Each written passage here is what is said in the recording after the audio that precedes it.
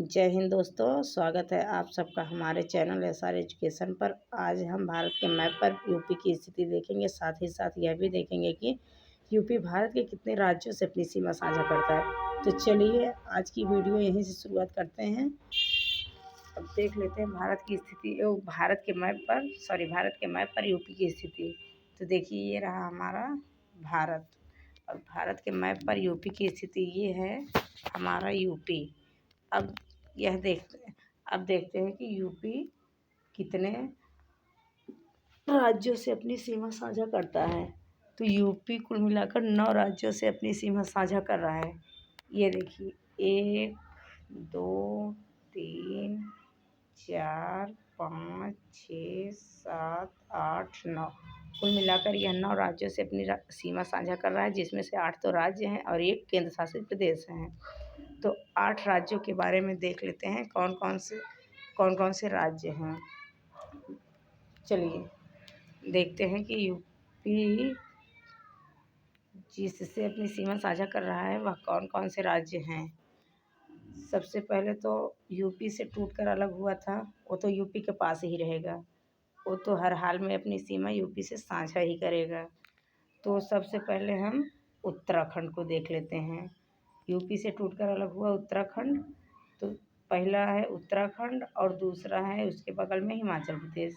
हिमाचल प्रदेश के बाद आपका आ जाएगा हरियाणा। हरियाणा के बाद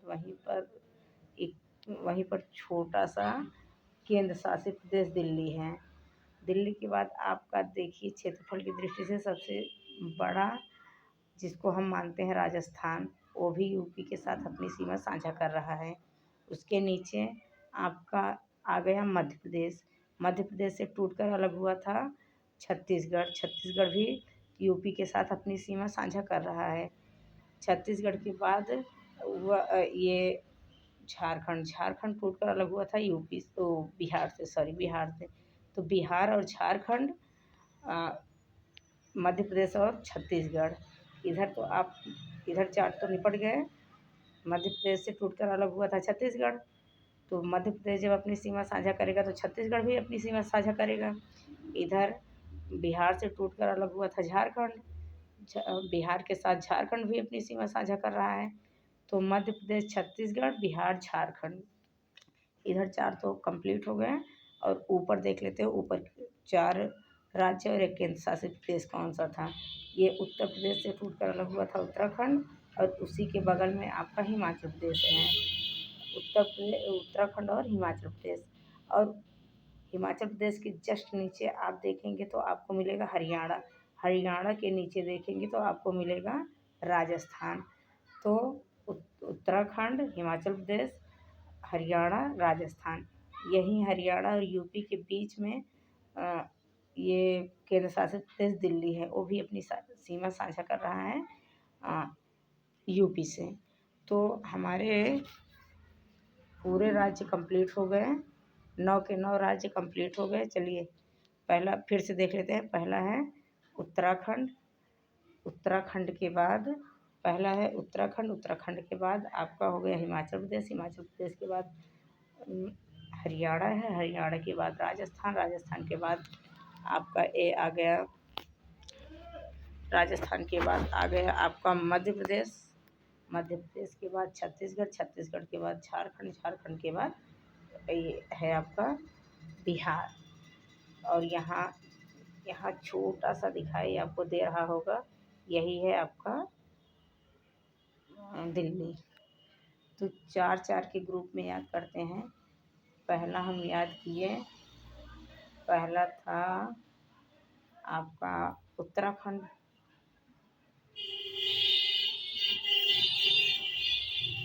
और दूसरा था आपका चलिए यहाँ लिख देते हैं दूसरा है हिमाचल प्रदेश। दूसरा है हिमाचल प्रदेश, और तीसरा है आपका हरियाणा।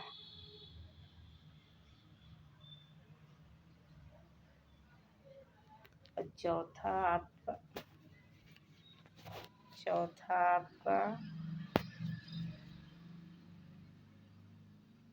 चौथा है आपका राजस्थान। राजस्थान के बाद आपका है मध्य प्रदेश।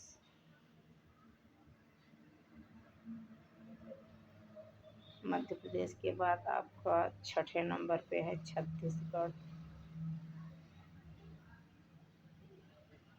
सातवें नंबर पे है झारखंड। और आठवें नंबर पे है बिहार। ये तो हुए आपके केंद्र और राज्य बिहार। और एक बचा केंद्र शासित प्रदेश जो है दिल्ली। तो ये रहे आपके उत्तर प्रदेश से सटे हुए या फिर उत्तर प्रदेश से जितने भी राज्य या केंद्र शासित प्रदेश सीमा साझा कर रहे हैं वो उन सब का नाम हम यहाँ लिख दिए हैं। पहला था उत्तरांचल या उत्तराखंड। उत्तराखंड को पहले उत्तरांचल के नाम से जाना जाता था, अब उत्तराखंड हो गया है। उत्तराखंड के बाद आपका था हिमाचल प्रदेश जिसकी स्थिति यहाँ है। हिमाचल प्रदेश के बाद हरियाणा जिसकी स्थिति यहाँ है। हरियाणा के बाद राजस्थान, राजस्थान की स्थिति यहाँ है। उसके बाद है मध्य प्रदेश, मध्य प्रदेश की स्थिति यहाँ है। उसके बाद है छत्तीसगढ़, छत्तीसगढ़ की स्थिति यहाँ है। उसके बाद है झारखंड, झारखंड की स्थिति यहाँ है। उसके बाद बिहार, बिहार की स्थिति यहाँ है। और ये बचा दिल्ली केंद्र शासित प्रदेश, तो इसकी स्थिति यहाँ है। चलिए, ये तो रहा भारत के मानचित्र पर यूपी की स्थिति। अब हम यूपी के मैप का अध्ययन करेंगे और देखेंगे कि कहाँ कहाँ कौन कौन सा राज्य एकदम स्पष्ट रूप से यहाँ दिखाई दे रहा है। वहाँ तो हम लिख कर बताए थे लेकिन यहाँ लिखा हुआ है। अब देखिए ऊपर क्या है, हिमाचल प्रदेश। उसके बाद ये है उत्तराखंड, ये है हरियाणा। हरियाणा के बाद ये है आपका दिल्ली।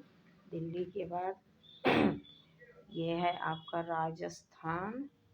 राजस्थान के बाद मध्य प्रदेश। मध्य प्रदेश के बाद आपका मिला था छत्तीसगढ़।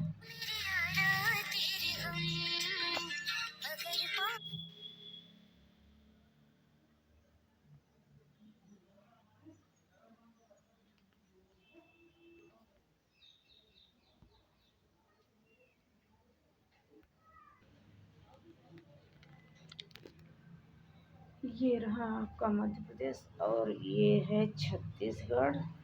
ये है झारखंड। छत्तीसगढ़ के बाद आपका था झारखंड। झारखंड के बाद आएगा आपका बिहार। ये है बिहार, ये आपका बिहार। तो कितने राज्य हो गए?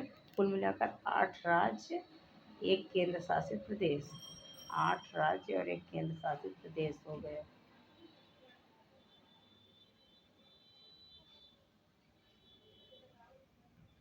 एक केंद्र शासित प्रदेश। आई होप इतना आपको समझ में आ गया होगा। अब चलते हैं और देखते हैं कि यूपी के सबसे उत्तर में कौन सा ज़िला है और सबसे दक्षिण में कौन सा ज़िला है, सबसे पूर्व में कौन सा है और सबसे पश्चिमी ज़िला कौन सा है। उसके पहले हम ये जान लेते हैं कि यूपी में ज़िलों की संख्या कितनी है। यूपी में ज़िलों की संख्या कुल 75 है और मंडल 18 हैं। तो यूपी में 75 जिले और 18 मंडल हैं। अब यूपी में हम देख लेते हैं सबसे उत्तरी ज़िला कौन सा है। तो सबसे उत्तरी ज़िला जो हिमाचल प्रदेश हरियाणा से अपनी सीमा साझा कर रहा है ये है आपका सहारनपुर। और सबसे दक्षिण में कौन सा है, तो सबसे दक्षिण में ये आपका है सोनभद्र जो झारखंड और छत्तीसगढ़ से अपनी सीमा साझा कर रहा है। और सबसे पूर्व में कौन सा है, तो सबसे पूर्व में है आपका बलिया जो बिहार और झारखंड से अपनी सीमा साझा करता है।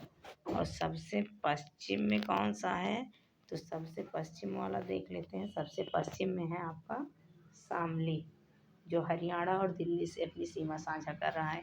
इस तरह से 4 जिला हो गया। सबसे उत्तर में कौन सा जिला था? सबसे उत्तरी जिला है, सबसे उत्तरी जिला सहारनपुर है, सहारनपुर। और दक्षिणी है आपका, दक्षिणी आपका कौन सा? तो सोनभद्र है।